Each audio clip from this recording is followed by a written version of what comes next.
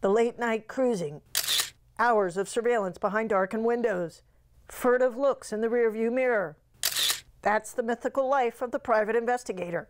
And if you need a divorce, you just might need a private investigator. I would say that I use private investigators in my cases approximately 5 to 10% of the time. Miami divorce lawyer Dolly Hernandez specializes in high-asset clients. Typically, private investigators are used in the family cases, divorce cases, when you have issues of infidelity or custody proceedings. Hernandez calls on private investigators to prove a spouse's bad behavior, to support limits on child custody rights, identify the actual assets of a spouse, and prove adultery when a divorce proceeding is stalled.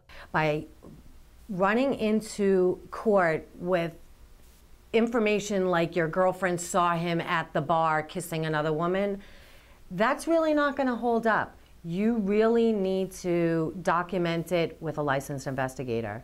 Don Ricci is one of the country's best-known private investigators and president of a national private investigation firm. Proving a spouse having an affair is inclination and opportunity.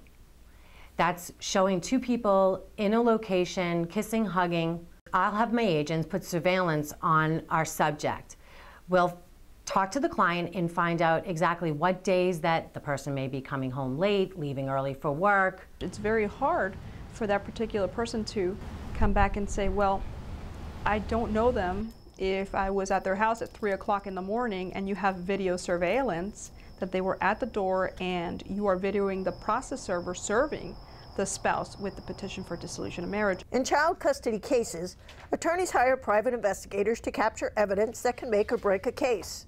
If there are allegations that have been cast about a party having substance abuse issues or neglecting the child, the private investigator will most likely be able to take pictures showing excessive drinking. We'll put surveillance on the spouse when he has custody for that day, and we'll document the fact that he, brings the child to a bar. Then that parent then drives the car to drop off the child. Then I think that that's also good evidence in a custody proceeding. One of the areas where a private investigator's role is changing is in identifying spousal assets.